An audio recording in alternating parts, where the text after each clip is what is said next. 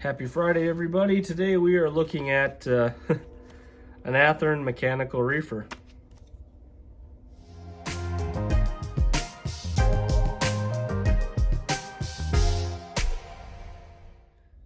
All right, so funny name aside, I have been picking up some higher end cars from multiple different manufacturers for a little while now, mainly because I've always either picked up really cheap cars and made them into nicer things, or I've basically stuck to microtrains. And so I've been kind of expanding some of the stuff that I have in my personal collection. Now, with there being a little more money in the Patreon fund to purchase cars for rolling stock, that is going to change a little bit. But I want to have a good plethora of different cars to test with my engines. And so I have been looking into some Athearn stuff for a little while now, and I've have a few different cars in here for testing. And this was kind of a novelty that I ran into that I've seen from a couple different manufacturers. And so I thought I would branch out, spend way too much money, and give it a try, and give my results to everyone, because I'm kind of on the fence about this. So let's zoom in, let's look at it for what it is, and then we'll talk about why it's so expensive.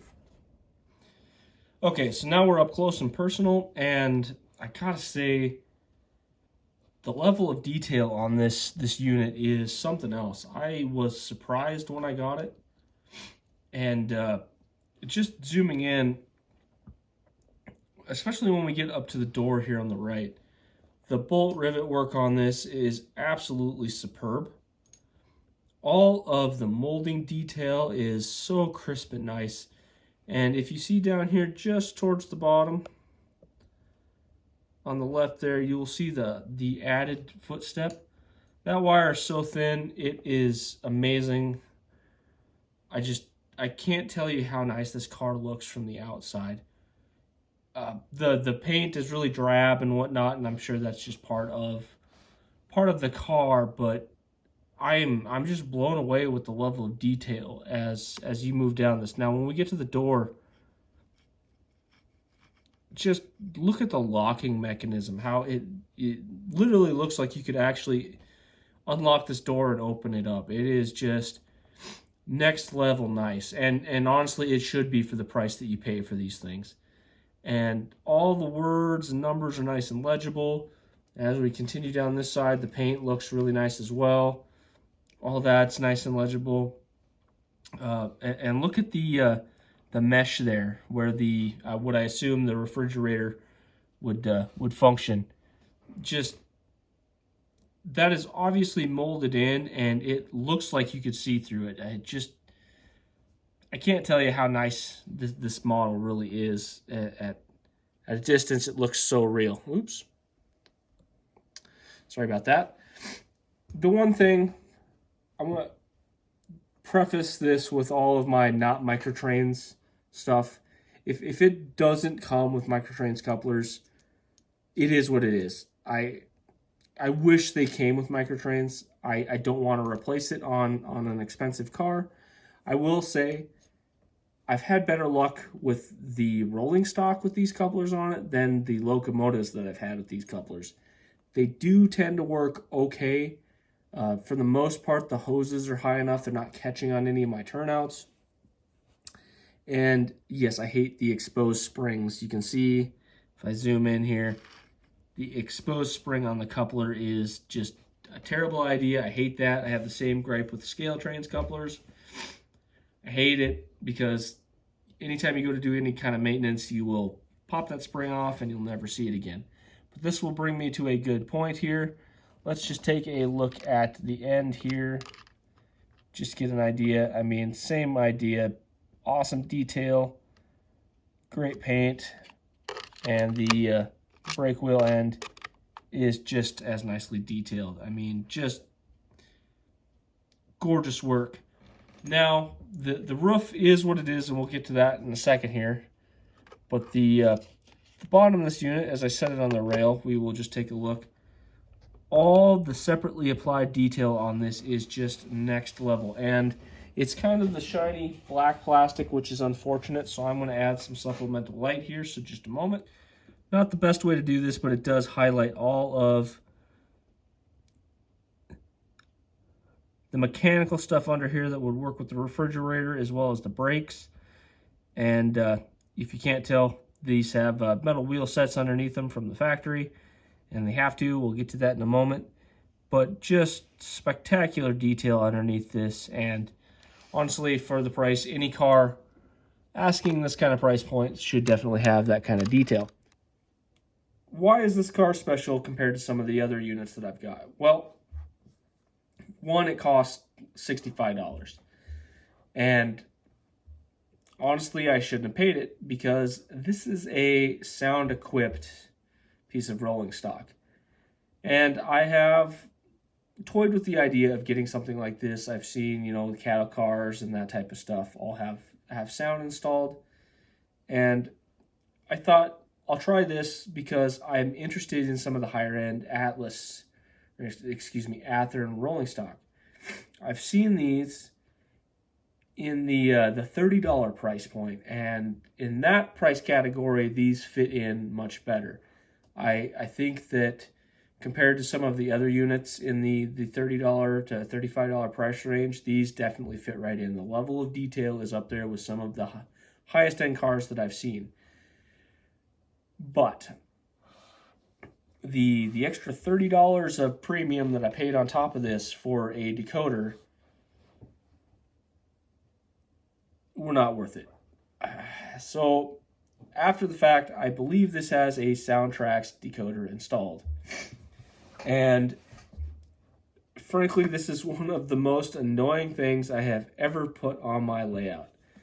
One, because it's Soundtrax, I don't know if I just can't figure it out or what, but I've had this for quite a period of time. I cannot program it with my JMRI. I cannot program it on my main. And I have tried to hook JMRI up through my main and program on my programming track, which is generally what I have to do with Soundtrax locomotives. They just require too much power to work with my DCC++ system. I don't know what I'm doing wrong. I cannot program this thing. I've tried programming it as an engine, a standalone decoder, and an accessory decoder. I can't get it to pick up an address. And so under power, it is just always on. And it just sounds like a fan running nonstop. That's one of my gripes with Broadway units is their cooling fans kick on too often. You need to turn those down in the random sound effects. And it's like that, but constantly.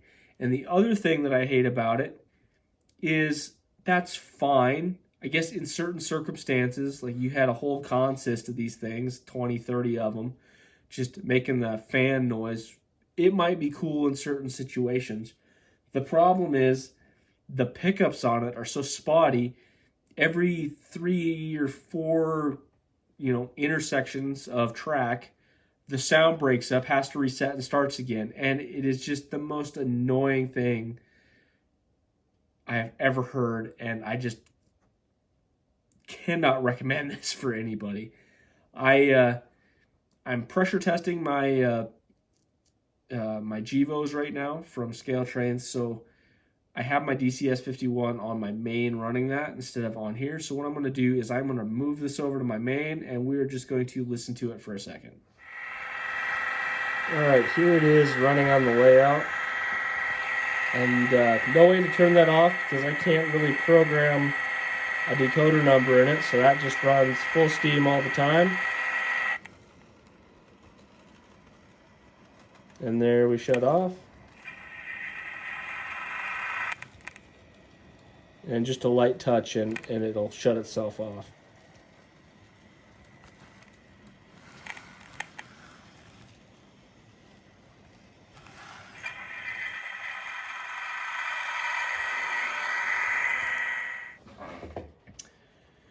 So hopefully you got a feel for how that sounds. The pickups are super sketchy on this. They don't work very well. And before anyone says anything, I have checked that they're touching the wheel sets. I've added a light skiff of Atlas Conductor Lube to the contact of the wheels because they actually touch the wheel all the time, not like the backside or the the pointy tip on each end. I don't want that all over my rails, so I was very, very dainty about applying that, and the pickups are just terrible.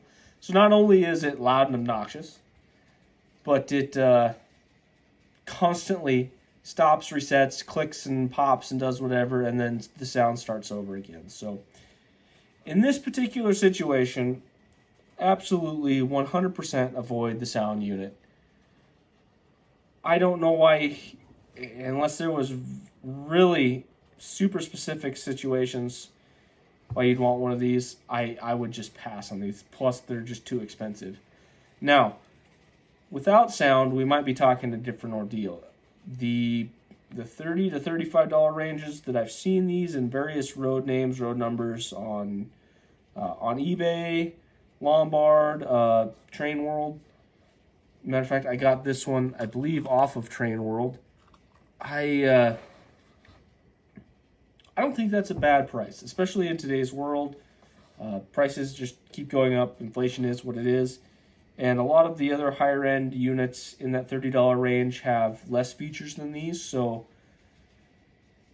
I think it's a fair price in that $30 to $35 range for what you get, as long as you stay away from the sound units. So anyway, everybody, thanks for stopping by. I appreciate it, and I will see you this Sunday for the review.